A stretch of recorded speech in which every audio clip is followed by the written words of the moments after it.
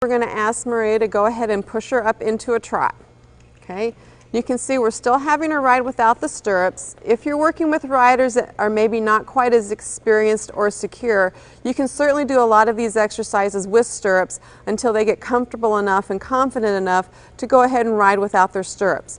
But as you'll see, the degree of difficulty does increase as you increase the pace or change from a walk to a trot and on into the canter or the lope. Pretty much everything that we've introduced at the walk, I like to go ahead and repeat as we're working at the trot.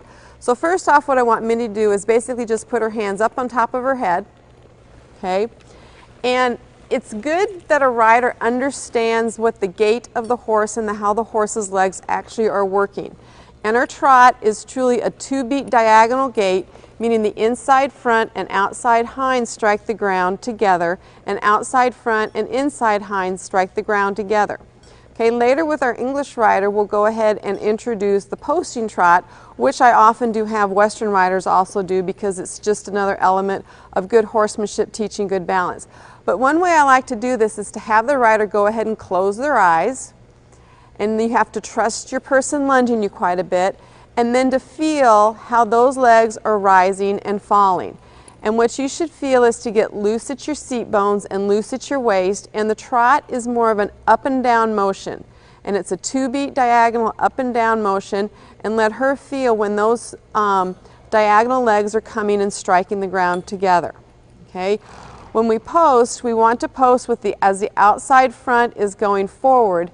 And so if a person closes their eyes and feels the natural motion of that horse, that will help them learn and get the feel for picking up the correct diagonals. Okay?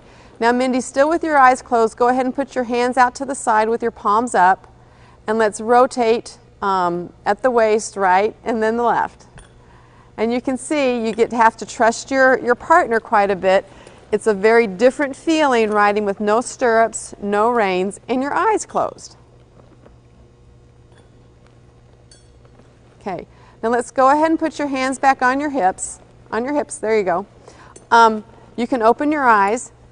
And another very important element of balanced and relaxed riding is for a person to understand how their breathing works.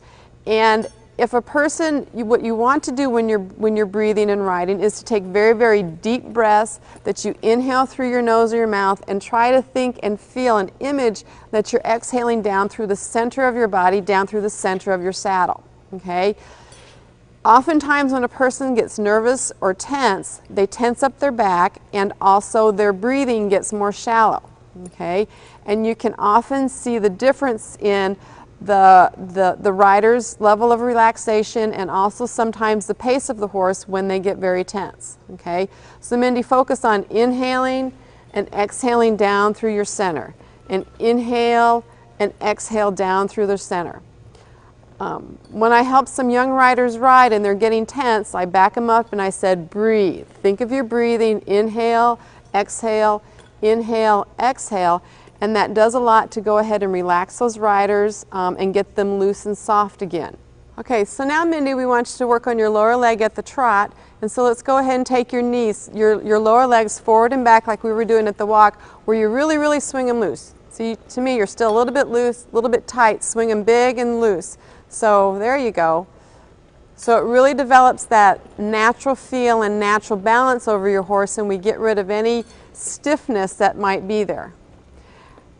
Now Mindy, as you're doing that, take your arms, and I want you to do big windmills with your arms. Kind of like you're swimming the butterfly. All right?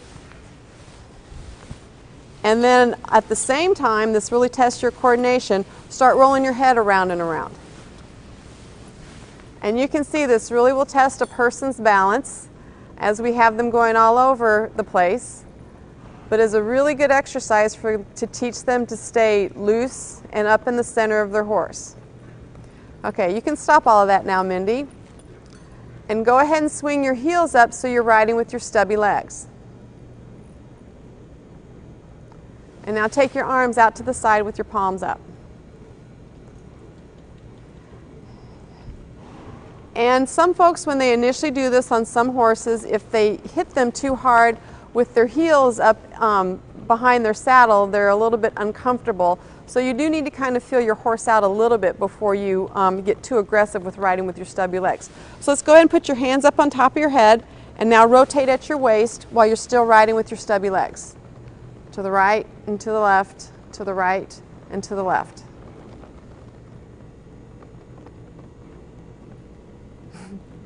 And you can see we're really testing Mindy here. Okay, you can put your hands on your hips and go ahead and let your heels go on down.